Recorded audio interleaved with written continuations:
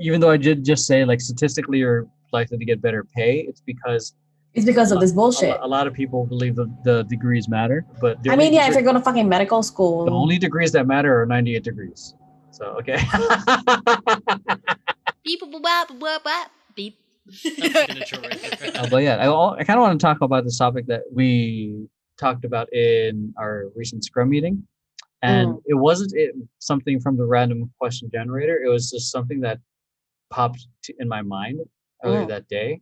So the question is, what do you love about the human? No, what do you love and hate about the human experience? I'll say what I said. What I do like about the human experiences are, kind of our privilege in a sense to be able to see and experience art, like not just like a painting or a video or a dance. Like it's just literally you step out, like, look, the sun is pretty and like it's spring now. So it's just like, all these fucking flowers that are just like these fucking flowers. Look at this, fucking gorgeous. Look at these fucking gorgeous ass flowers, this gorgeous ass sky. And then, like it's just, like our ability / privilege to just see beauty in things. Booties. Amen. Shut. And then what I do hate about it is kind of like, I guess, the uglier side of that, which is, the human condition, which is like anxieties. Well, not just like suffering, like actual like mental illness and, like the thing that controls basically every part of your body is like also not functioning properly. Like, I feel like the things like anxiety are like a product of modern society. I mean, yeah, but it's still part of the human condition that it had to happen. That's fair. Because I think, even that whole like, or even just emotions. Emotions are for ugly people. No, I'm kidding.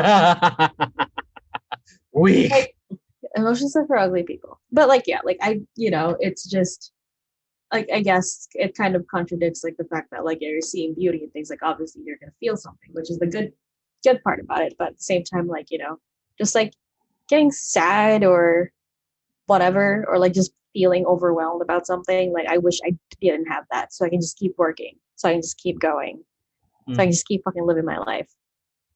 Like, it's just like I wasted like 15 minutes like being sad because something upset me, and when I could have gotten something else done. And then there's like, that kind of like feedback loop of regret and then also but then because of that you feel it again, but then you start feeling wow. Or like when I'll have days where I'm literally just like too depressed to get out of bed, and I have some shit to do and I don't do it, and it might not have been like quote unquote due that day, but I wanted to get it done, but like a larger part of me was just like, nope, you're staying in bed today, bitch. So I'm just like, okay. So I'm just like, it's like tough. And it's like a serious like kind of like constant like battle between like two parts of me that are just like, we'd get up, we get the shit done, because not getting this shit done really fucking sucks. And then the other half is just like, trying to do anything right now fucking sucks. So it's just like, welcome to my brain. No, it's just fascinating I mean, it sounds sucky, but it's also, for me, it's fascinating to like hear it. Welcome to my fucking brain. I wish I never had that. But yeah, that's my answer. It's a good thing you don't cry, because that's for ugly people. It's for ugly people. Also, that's for people that don't wear like 15 layers of makeup. I am a shapeshifter. The men are not allowed. We can change our shape. What was that, Sailor J? Sailor J. Yeah, that was great. Okay, for me, what I love about the human experience, I mean, now thinking about it, there's a couple answers in my mind. Like, one is the resilience we have to overcome, even though we equally have the same power to fuck shit up, because we're equally genius and stupid. It just depends on the genes and who has it. So, but yeah, resilience, for me, a lot of it was just, is that something that kind of that interested me even in high school, like what people are, the potential of people, that what they can do with their lives. I don't know. I started reading a quote book when I was in 10th grade, so that really like started influencing that, the whole idea of human potential, what people can become, and then how people deal with it in their during their worst times.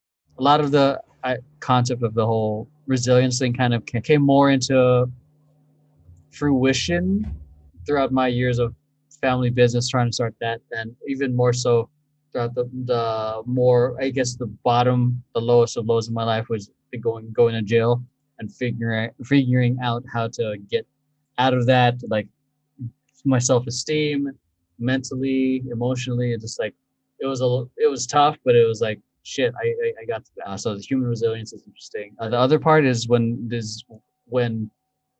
the the social dynamic of it, when you're with good people, when they're fun, because I know there's obviously the dynamics where it's just fucking, I want out, I want to go home. But when you're with an enjoyable group where they are supportive, where you just go into like a group flow where you guys are just talking about anything you want, connecting, life philosophy, your goals, your passions, whatever it is. Those are, I feel like, for me, those are my fun, some of my funnest conversations where you just get lost in it because the connection is going deeper beyond just like, hey, like I'm faded, bro.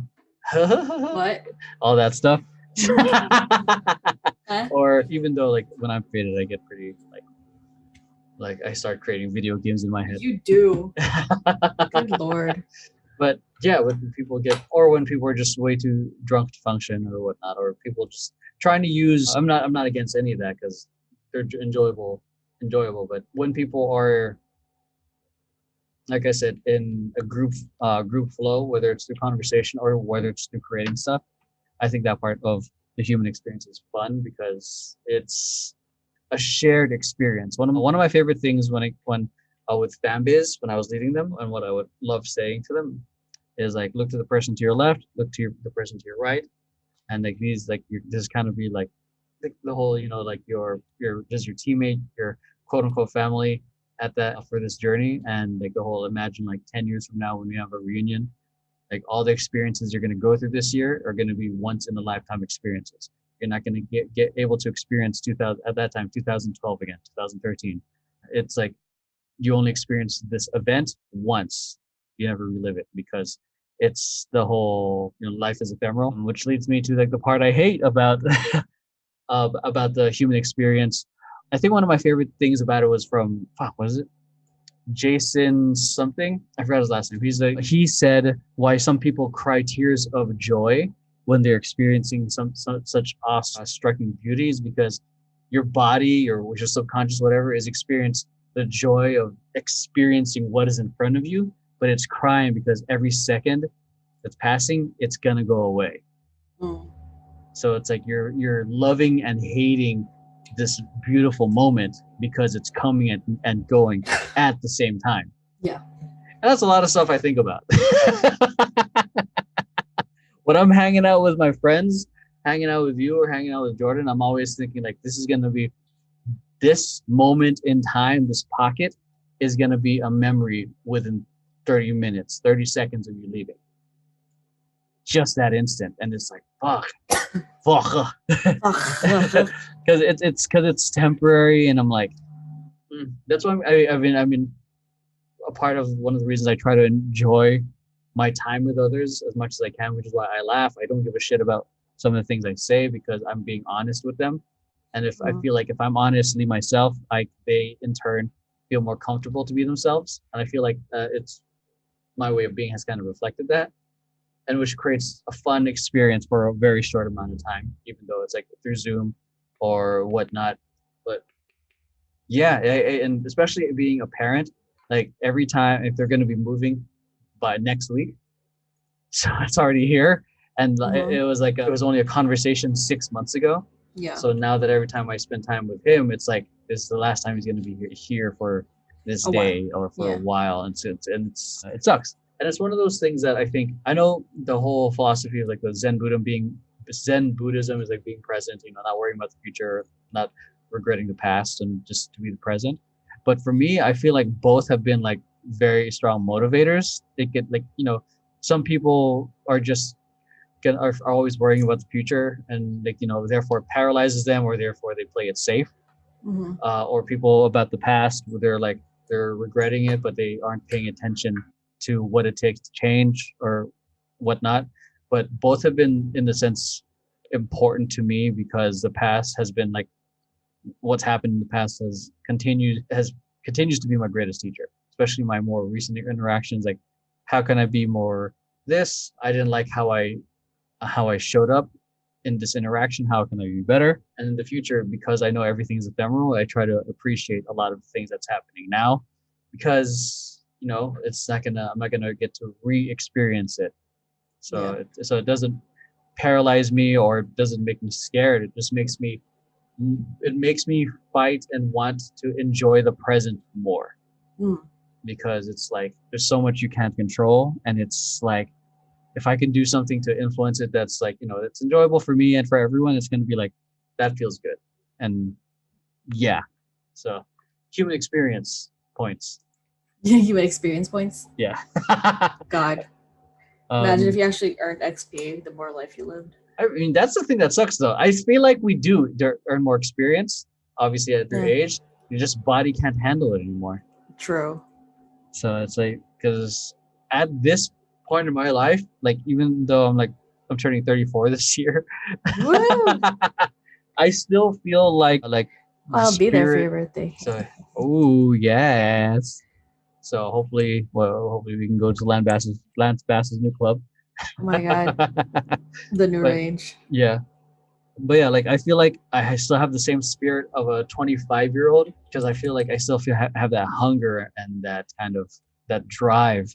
And I kind of know this is kind of things that I notice when I'm grocery shopping, because I always have when my you're head grocery shopping. Like, cause I do. What I loved about grocery shopping, or when I was visiting you in New York, and I wasn't booking my stay in Jersey yet. Like I would just commute. I would always have my music on. I'd be freestyling in my head, or actually freestyling standing up. And I'm like, yeah, I'm enjoying myself right now. Like I'm really enjoying the music, just being here. I've only seen like one other person do that, like in that same kind of vibe, is like really having it, like fun, being lost in the music or their own world. A lot of people just, unless they're in a date or they're having their own euphoric experience already, a lot of people just look fucking miserable, just with their existence being there, or like fuck, it hurts. It's sad, because it's like this is your life, and I feel like, I'm pretty sure a lot of them are like content, like at the least for the most part, which is great. If you feel good about that, that's great. I don't know. I feel like there's also a sort of that contentness, like, because there's nothing life threatening and there's nothing immediate, so therefore they're going to stay at the same place. Yeah. So there's nothing wrong with that. I'm one of those kind of cheesy guys that I feel like a lot of people are here for something more, even if it's for just a short moment in time. Like, because I feel like a lot of people, these fake entrepreneurs and gurus, try to sell that crazy, like your life should always be euphoric, when it's not. But at least like you should. But for me, it's not normal. No, it's not. That's very expensive. I just feel like you shouldn't and this is not to disregard a lot of like any mental illnesses people experience, but for a lot of us, I feel like if you're hating the thing you do, you shouldn't wake up dreading what you get to do. But then that's just my own subjective experience. It's not, I don't think everyone should have this philosophy. It's my philosophy, because I consider myself being blessed to be able to continue working this long with this company, creating with Vision Paradox. I don't know. I just feel some people just don't like their day job. Yeah.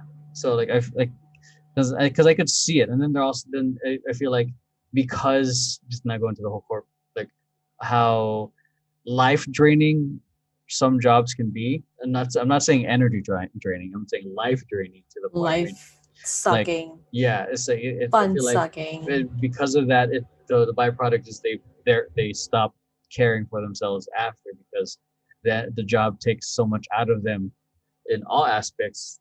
It's like the life becomes the job, and the job becomes life. Yeah, and I saw that, and I see that in a lot of people. At least it's what I'm projecting, what I'm seeing. Oh, it's fairly common. So, and then in this country, at least. Yeah, I mean, there's other countries too that have the crazy work hours. Japan, Korea. Yeah. Well, that's why they fucking drink like crazy almost every night. Yeah. So yeah, because it's like all that you just have you want to be able to experience some sense of euphoria Mm. because you're content with your job, but you're not exactly like happy in a sense. Because happy is so like Yeah. Yeah. I mean, happy's too broad of a term, but I get it. yeah. So like, oh, man, this is reminding me of the stuff that I was trying to do. I was trying to do the whole, like every other 20-year-old that's massive, that's big, trying to do it on YouTube. A young life coach. I was trying to be a life coach and a motivational speaker, which is like the common entrepreneurial career path for many people. And it seems like they're getting younger too, like trying to get six figures at 16 and through fucking, I don't know, Bitcoin or whatever. Maybe I'm old, but like, I would listen to a motivational speaker that has lived a lot of life before they can tell me what to do. Yeah, I mean that's I think what's stopping. I mean, I'm not saying like someone younger than me can have more life experience. Like there's, clearly like there's not a lot of things in life that I haven't done. But I mean, like, there are some. I feel like that's like those are outliers. There's like, a couple of like exceptions to the rule. Like that have like actually experienced a rough childhood and rough life. So those are the outliers. They get to talk. But I think even with them, they don't want to. They don't think they should be leading it for some. Because it's like, man, my life sucks. Like, how can I help people? But yeah, that's what I was trying to do. I was trying to be like this whole entrepreneurial. I still want to do speaking because I feel like I can help. Maybe you're gonna be an entrepreneur. The entrepreneur hands. But yeah, like going back to it, I started watching Gary Vee, and he was talking mad shit about 20-year-old motivational speakers that haven't experienced life yet. It's like, what the fuck are you gonna be a 20-year-old life coach that hasn't experienced it? It's like, and it's hard because you're 20. Who the fuck are you going to be a life coach, help guiding someone through their business if you've never ran a business, or someone going through their a divorce or relationship? But that one could also argue like the whole argument of like some people who are MFTs, marriage family therapists, some of them are single, so it's like hard. Like some people could argue against who are they to say this when they haven't married themselves. It goes back to the education, and then the argument would be, I'm arguing with myself now, by the way. Then it can go to the argument of like, okay, there's the accreditation and all that shit from these courses. But then again, courses are not college. College is, College is different. Yeah, and statistically, taking an accreditation course is not the same as me going to school for my degree. Yeah, that's true. Yeah, and you actually have to do like clinical hours, and life coaches have to do that as well. I looked at some of these programs, but it's different because statistically, you're even though I tell a lot of my friends to drop out of college, statistically you'll probably you're better off. You're more likely to get better pay. There's a whole and I know I'm part of the corporate elitism that just because somebody who actually knows how to do the job but doesn't have the degree gets paid less or doesn't get the promotion. That's the part that I think is bullshit. Because I mean, even though I did just say like statistically you're likely to get better pay, it's because of this bullshit. A lot of people believe the degrees matter, but I mean, if you're going to fucking medical school, the only degrees that matter are 98 degrees. So okay. So no. Yeah, in medical school and lawyers and engineers, architects. Yeah, things that might involve other people's lives. Yeah, that makes sense. Graphic designers, animators. Marketers. I could see the benefit of learning online. I think you can learn everything online. The benefit, because my argument for college is like you're actually getting paid for a mentor or a teacher that gives you feedback. Mm-hmm. And then there's other people, and there's your peers, the peer feedback as well, which for me, going to college, I was competitive. I never told anyone. So, but I always saw a lot of my friends like, fuck, they're killing it in 3D modeling and this and animation. Oh, that illustration is dope. I'm going to do better. Like whatever. I was always trying to quietly compete against all of them because they're that talented, and just being around that, you have to step up your game. The different, like, with an online community is great. I haven't done the online college thing. Oh yeah, I have. I had online classes. Terrible. But yeah, the kinesthetic, like, energy of, like, for me competing, it was just like made me want to get better. And that online learning on YouTube, you can't do that unless you're like, I feel like the people who do that well are like the autodidacts who are like intrinsically motivated. It's like, oh yeah, I like where this is going, I can keep going. But then put them into a college setting, they have that drive, and then they see their peers doing it, and I'm like, okay. Let's go. Yeah, so that, I mean, God, yeah, that was. I remember when I was when I was in college, when I was trying to do nursing. This was like for the gen eds and stuff.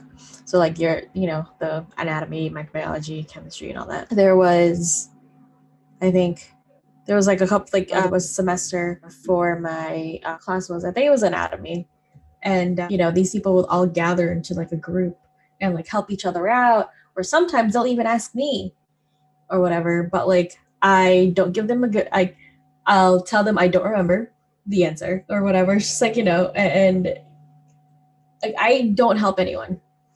I really don't. And then I told you, I think back in high school, like in the Philippines, and there's people that try to cheat off of me, and I know definitely the ones that are really trying are the ones trying to one up me in class. So I'm just like, no. The only class I was competitive with in high school was the art class, because I mean that was the only class I slacked off on because I don't art good. So yeah, because I, throughout my whole high school, I knew I was set on like going to an art college. That's why like I didn't give a shit about math, even though I did my best to pass. But yeah, I mean, now that I'm thinking about it, the whole team for the most part is against the concept of college. That like even the ones that went to a college, even the one that's already in college right now, like is back in college or something, and there's another one who has already gotten so many degrees. Yeah, she had a lot. I didn't realize that. And then is still getting yet another certification for something. Yeah. So yeah, the college is a scam, and she agrees. Yeah, she was like, yep, because like she bounced around too in terms of. Yeah, that's one thing too. Like the thing is, like she was able to graduate with degrees in like these two things, but she also still had like a certification in something, a master's in something, or at least a bachelor's in something else. Yeah. Like, when I actually looked at that, I was like, wait a second. And then you had me look at it. I was just like, run this company? She gonna be my new boss. What's different? Like, having the skill to do it is very different from like the whole entrepreneurial thing. Yeah. From like startup, the CEO of that, she wasn't exactly the most technical, but she had a lot of ideas and was willing to go the distance to execute. Yeah. Yeah. So you were saying? Oh no, but like you had me look at her resume, and I was just like, she knew my new boss. That's a lot of things. And the thing is, like, knowing what those schools, like, you didn't know those schools, like, you don't know, schools in the Philippines, but like looking at this, I was like, I know every single school, and I know the reputation of each fucking school. Holy shit. Yeah. And it's funny too, because she fucked up on her cover letter. She wrote nothing. What do you mean? Like, there was nothing. A blank page? She sent me an empty message. Oh. And I was like, okay, like, what? And the two reasons because there was one other guy that I was about to hire. This could be just like because I have a bias. Like, two reasons is because she was a Filipino woman. And because because it just from everyone that's worked with that's Filipino woman, they get the wavelength of like getting shit done. And for me, I have more respect for them because my mom got shit done, and I have like, yes, that's like whoever carries that energy. To me, in my head, like, let's give this person a shot, because my experience, like, how like my experience with my mom kind of influenced that decision. Wait, did you do like I know you did a video chat interview with Bernie. Did you get to do one with the other guy? Nope. Ah, He didn't even get that's a another chance one after too. that. That's Huh? another one too. Like I think you like just vibe with Bernie on the not just on that. Yeah, that's the thing. Like, and the interviews, like the whole when I'm interviewing people, part of it is the vibe. This is why I got Part you of it. drunk. So okay, thank God they didn't do that. The second part is like how they answer the technical shit. Mhm. Excuse me. The other parts are like how more about their personality, which is like the what would you do with $1 million? Like Oh yeah. that reveals a lot to me about your priorities. So it's like and when I hire people, I'm a fucking jerk. Like the first 2 weeks until you prove to me like that you can deliver.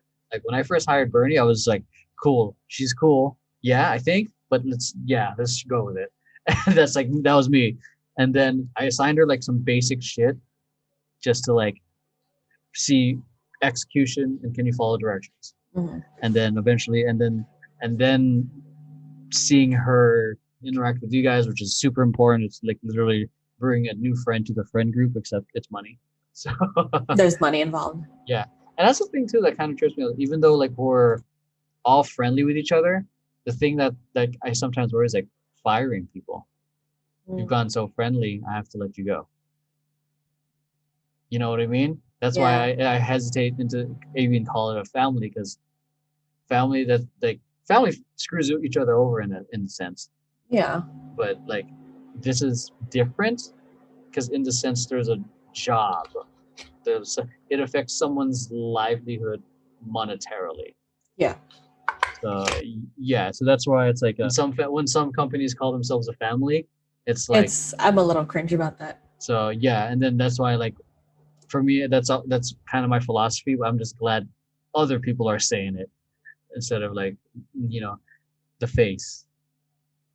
Your family. Oh god, what up? Speaking of VP, like we're finally having our website made. I sent it to you guys earlier today. It's exciting. We managed to survive about 5 years without a website, because for a long time, I think this one teacher told me like I get all my leads off my YouTube. It show it off my YouTube and my Instagram. So it's like therefore like they're contacting me directly from there, because so for her it's like, why should I pay extra for the website when all the maintenance fees and whatnot for when I'm getting all the messages here. So for me, I led for a long time with like, you don't need it when people can just contact me directly on Facebook messaging, DMing, and whatnot. So that's my reason why we didn't have a website for a long time. So like, and I was just like, luckily we have a portfolio to show the work, and that's been helping convert a lot. They love the examples, they love the body of work we do, and I'm excited to actually put it onto a website. The reason we have a website now is because control of our content, control of the things we say, not being affected by the people controlling the social networks. I think the whole 2019, 2020, like there's a whole censorship thing. People were getting concerned about that, like Facebook and Twitter deleting tweets, YouTube taking down other people's videos. So it's like, it's showing that it's no longer, it's still the Wild West in the sense where you can post whatever you want, but it's not like 2010 YouTube. It's not, oh God, yeah. It is not the Wild Wild West featuring Will Smith.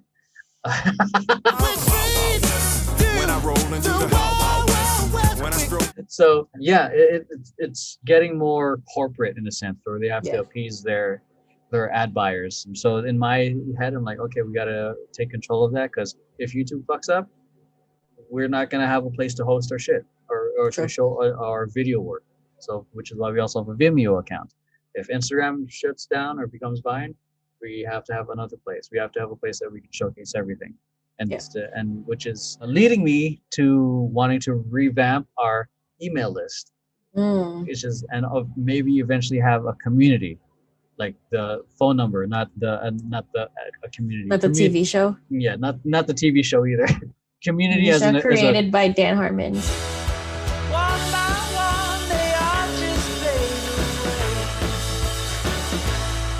Sorry, a Angel, my cat.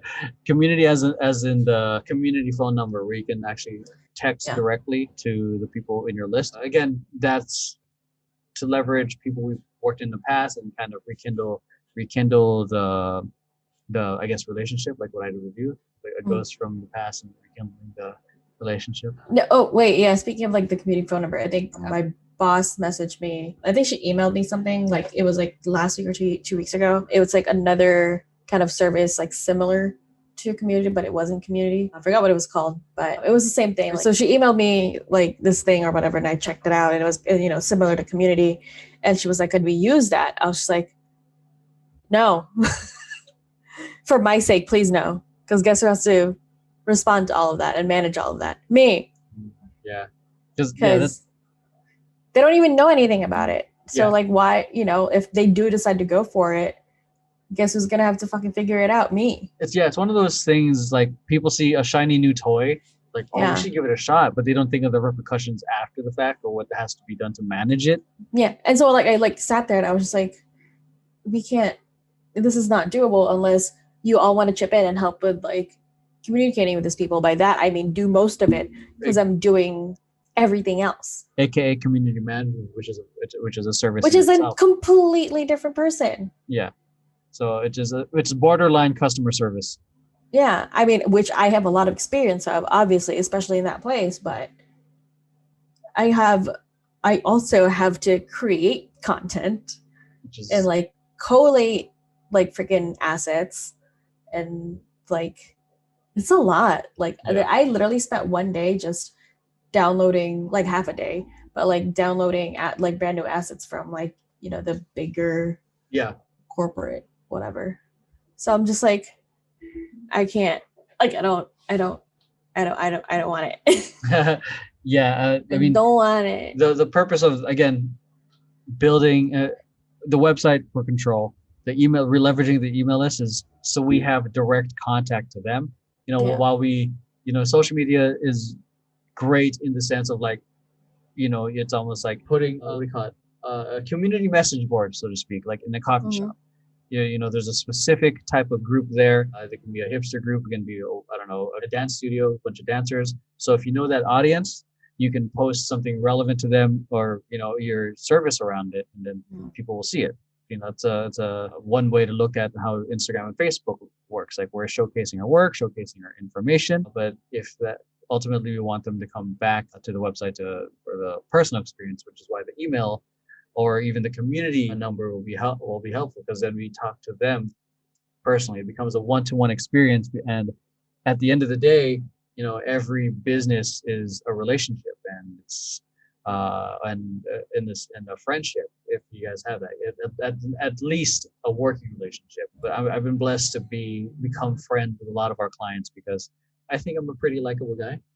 So you like me, so that's the biggest one of all. So, but yeah, that's kind of it's exciting. And then B-Rock on the chat says is saying he loves the color choices. Those are B-Rock. Those are the company colors. I'll send you the brand guide so you can take a look. And the guy developing the website is I think I mentioned it. He's a former business partner of Vision Paradox. He's super busy because he's the head creative director of Steezy Studios. So if you go to steezy.co, he designed that website and he's applying that magic to us. So grateful for you, Kevin, if you ever happen to be watching this. And also a super talented dancer, by the way. And B-Rock also says we got the website now. It's not done. It's a work in progress. Next is the Vision Paradox Temper Tantrum HQ. You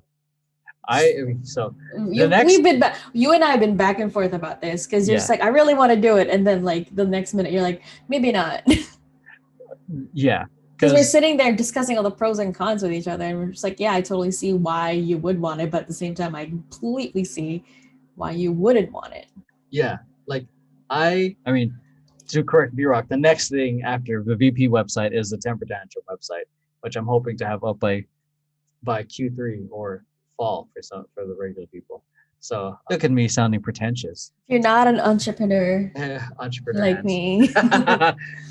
You don't got a business? You must have a bad mindset, bro. You just have you're not making 10K yet? Come Still on. still working that 9 to 5? Oh God. What do you mean you can't just take a vacation What? You're not sipping margaritas at the beach with your while laptop? earning money? You're a failure, bro. Oh my god. So Please don't listen to us. yeah, because I feel like that's what's been sold, the whole idea of this new age The sexy entrepreneur. part of entrepreneurship. Yeah, because you which see is it the like, you know, like Fuck the bitches get money. like the ones that are like on their yachts and whatnot, but on the other side, they're also, you know, unless they're really involved in their business, you know, there's also the amount of work and decision making that you have to do. And it's kind of what I've been sharing throughout the whole day on my stories. I've been sharing the meetings that I had to do, reviewing videos, and I still have like a fuck more other things that I have to review. This is just like the fun part where it's just like, here's the personality, but oops, but it's never really seen like the closest thing to that would be in a meeting where I'm like actually serious. Like last night when we were talking to Alex about the workflow and I was trying to understand it, I was like, man, this is getting jargony as fuck. So, but yeah. Oh yeah, also fucking corporate jargon. Oh yeah. So, how did I get here? The website. Oh The yeah. website. Then the Temper Tantrum website, because obviously there's opportunities on the way. I think B-Rock and Max got to see a part of that because they're involved with the Temper Tantrum projects anyways. So it's like, and I kind of like the transparency of leadership being open, because then, you know, it creates trust. Like, oh yeah, he's being real. Like, oh, what's happening? Obviously, you don't tell everything, you know, but you have a sense of transparency of keeping the people in the loop of what's coming, how it's going to be handled, because they feel like they're involved with it. They're not just like another cog in the wheel, because it's, you know, because I've experienced that. Like, I'm fucking replaceable anyways, so, you know, fuck this guy. Yeah. Wait, you who does everything? No, I mean, no. We're gonna need like 15 people to replace you. No, like in terms of like not like the running the company, but not in terms of that, but when I was a regular employee, like yeah, because it happened. Like my last job at a video game studio, my contract expired, but I think they decided not to renew or something. They're like, we'll keep in touch in a couple of weeks. So and also because I should have saw it fucking coming. I had to teach the new guy who was technically working under me my scripts, the shit I did, and how for him to use it. And he was a new guy. He was straight out of college. But anyways, he was cheaper. I was getting paid about $45 an hour. So it was in 2012. That's pretty nice. So that more than covered my rent at the time. Yeah. So, but yeah, then again, that shows like no such thing as company loyalty, even though they try to be friendly with you. So, and then that's one thing I'm afraid of. Like, even though we've been all great, like the idea of letting someone go. Unless, like, the only reason I would probably let someone go is if they royally fucked up to the point where it's like it affects like everyone in a deep shitty level. Like if the client gets upset, like because we shared the wrong post, cool. Like that's a minor mistake. Like on my end, because I didn't see it, and then they caught it and whatnot. But if they did it like to offend the client, to offend all of us, to go against our values, that's when I would like to all right, bye. You are not one of us anymore, sir. Turn in your jersey. So B-Rock in the chat says, it helps me on the creative side, so I have an idea of what moments I want to capture with my photography. I'm not sure what he means on that part. But like us being on the leadership meeting last night. Yeah. Okay, so that part, yeah. Because then it creates that anticipation and it creates that involvement. And, I feel like then that's one of the reasons I'd like to keep it small instead of make a massive headquarters. Like the most I would want collectively with both Temper Tantrum and VP would be max 60 total. That is it. Like because the idea of like having a massive team means the like less intimacy or communication. I can't, because it feels like I can't have a one-on-one with everyone, and then we'd have to resort to fucking stupid HR team building shits or stupid company picnics that are very super shallow instead of like in depth. Yeah. So yeah, because even now, like, yeah, because a lot of our people are remote and they live elsewhere. I'd love to fly them out here, and it's like that's the plan that I'd love to do. And they're, obviously they're getting a free plane ticket, which is fun, but to actually have that in-person experience because we actually enjoy each other's company. So yeah, max 60 because fuck, That's dude. already a lot. At one point, family business was about 50 members. We like there was no room in the biggest studio at the dance studio. Damn. So yeah, it was ridiculous and it was hard. And I was like, wow, we're huge. And now it's like like, looking back at it, it's like maybe growth really shouldn't have been the focus, even though a lot of numbers is cool. Like again, the whole like, but the quality of it may have been dropped because pockets of like of clicks started happening. It's bound to happen. The one-to-one kind of interaction again, like I said, isn't there. Like for example, like when at every audition for family business, I made a point to say hello to everyone who was auditioning, just to like, so they know, just to get to know them because they could. So they know who to impress. So and then, but during the auditions, I look like I hate everything.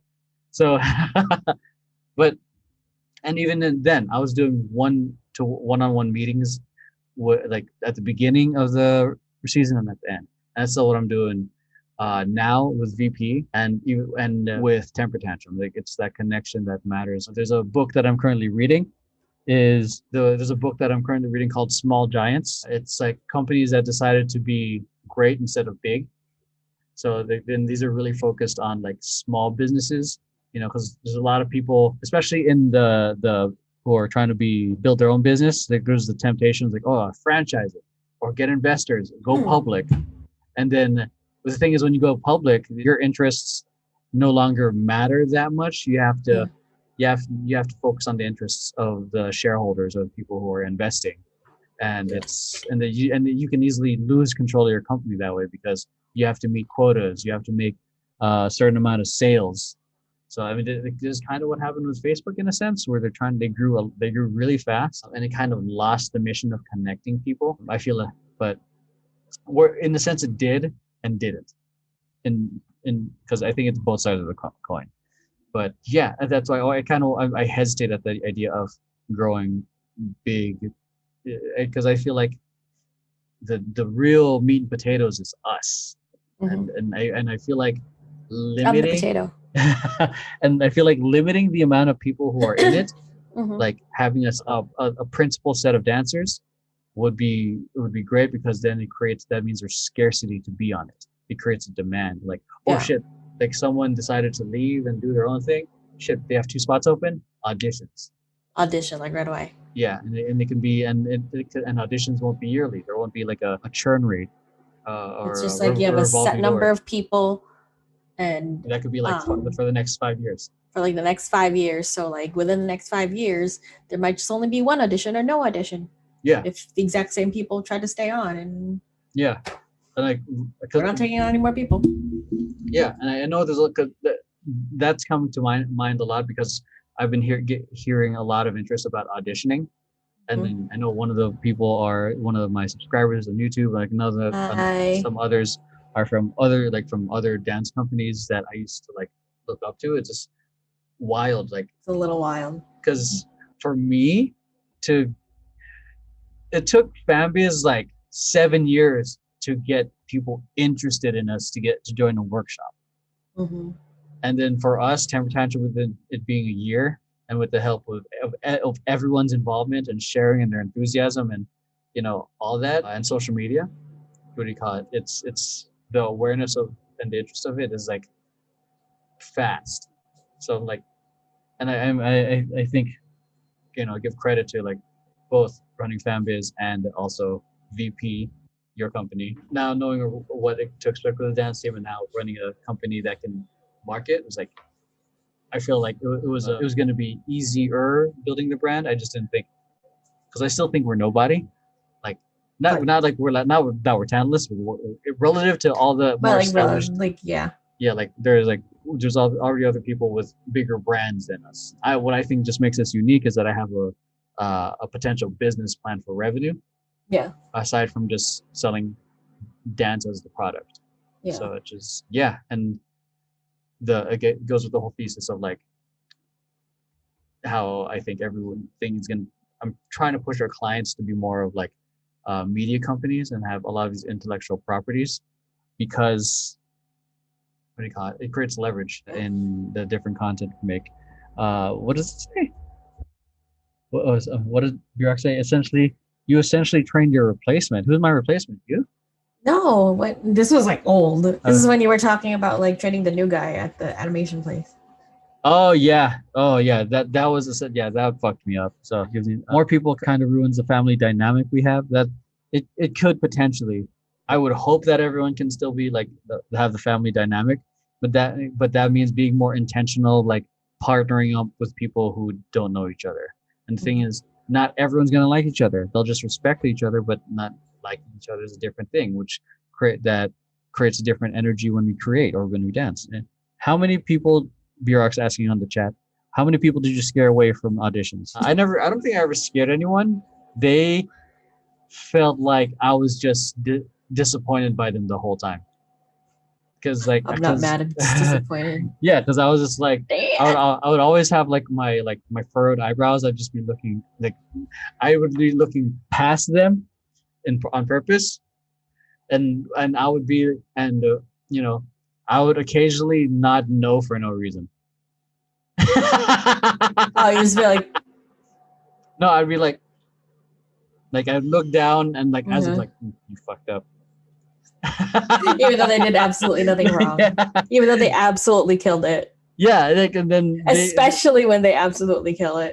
They've told me that too. It's like, man, I thought you were like mad at me because I fucked up. I was like, I didn't even know you fucked up. I was just fucking with everyone. So like imagine if you were like doing you were like killing this fucking combo or whatever, and you just like, and then they see you just like standing there looking down and looking all disappointed. You're like, where'd I fuck up?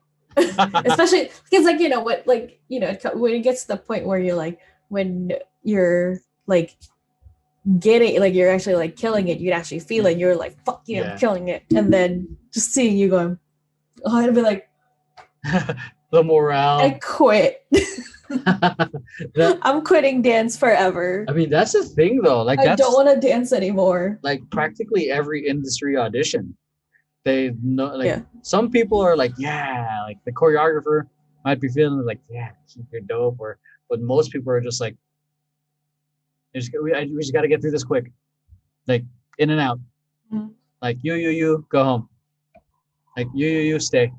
Yeah. It's so yeah. So what I'm doing is like, literally like, it's fucking around with it. That's what it is. But it's also like that mental warfare in a sense. I mean, I feel like it's unnecessary, but it's like if you can handle that kind of pressure, I think you'll do just fine on stage. Well, especially because it's a competitive team too. Yeah. Oh, points fucking matter. Points matter. And then like also like, there's just people are just gonna talk shit, man. Yeah. I mean, that's the thing too, like when even though we're an exhibition team or in relative to the LA dance community, yeah, like would be considered an exhibition team or just a regular crew company, whatever, we still have to produce high quality dance content. And I feel like that can be said. That's something that's easy, that can be easily overlooked because there's less pressure to look good. And I have seen some performances that are just exhibition or a quick project where they have like 2 rehearsals to learn everything and then call it. And then I see it and I like the choreography, but the cleanliness was fucking yeah. Like, and I'm not gonna lie, it's a happy. Like it's still like 3rd rehearsal. And yeah, and then some of them, like a good majority of it, I've seen is from industry dancers. The people who I know who've been, I'm not saying this is all industry dancers. This is the ones that I've seen, but the ones that I know who've come from the LA dance community, we have to learn be dance clean. Like I guess the messiness from the industry choreography I've seen is because you're taught to be an individual in your own style and be you, which causes the messiness in a sense because everyone's too busy to trying to be an individual. Yeah. With community teams, you have to blend in and be so anything off is going to cost a point. So, but which is why like I think people who are in the dance community often end up being the cleaner dancers, but the industry dancers are killer performers. Yeah. Because they have to. I think they're fighting for a spot. So yeah, what would you have done if you became a professional dancer? God, no. Also work like a 9 to 5 because I can't afford to be just a dancer. What are like the level of like choreographer for K-pop videos and fucking America's Got Talent or So You Think You Can Dance? That's a job right there. That's true. Like if I were like fucking Leah Kim.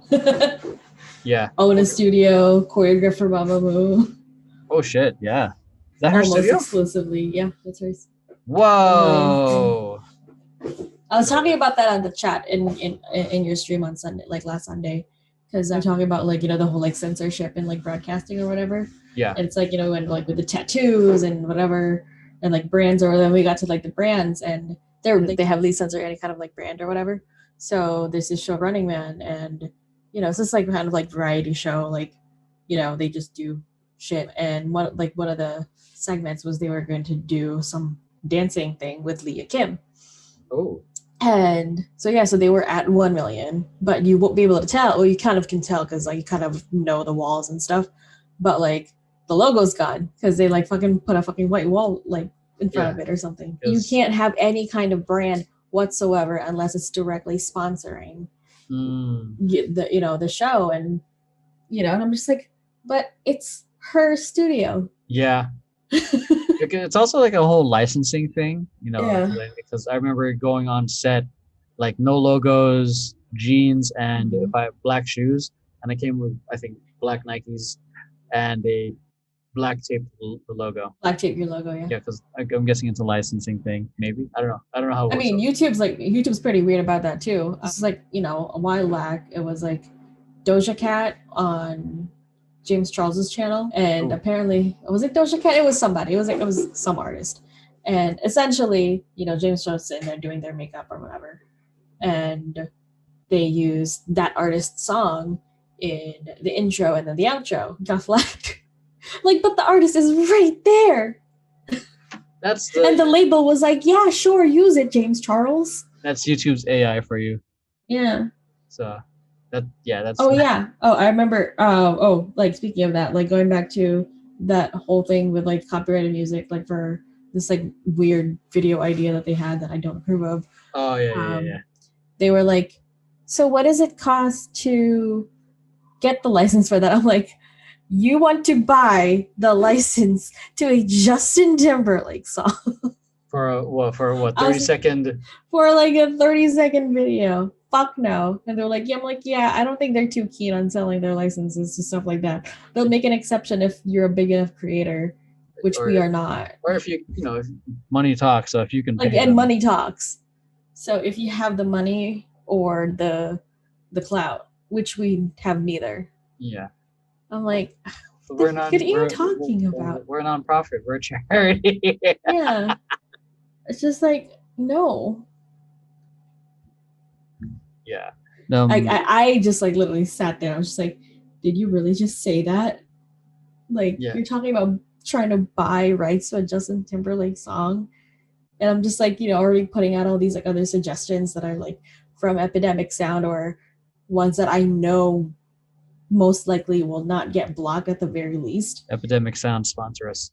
Yeah. And they're just like, no, we don't like any of that. I'm like, well, you don't have a video then. I mean, it's the closest thing to actually having like catchy music on there. Some of them are actually. Some of the shit is like really good. Some of them are really good. I gave them so many good options. Like I like some of the indie bands, indie bands that are on there. So it's like, oh yeah. So it's pretty impressive. Like, and it sucks I mean, I guess I get where they're coming from, because like I don't know the song because that's where the connection happens. But you should Yeah, have but let if the it's a creative. good enough beat, be like, You shouldn't let that part of the creative, be the just be the end all be all. Like, yeah. no. So that's it, everyone. We appreciate you listening to me rambling. And if you guys like it, make sure you hit like, subscribe, share this with friends who you think might enjoy it. And with that, take care of everyone. Have a great night, day, evening, and whatnot. And take care of yourselves. Take care of your family. And we'll see you guys in the next episode of the Awkward Tea Party. Love you guys. Bye. Beep. Beep. That's signature right there.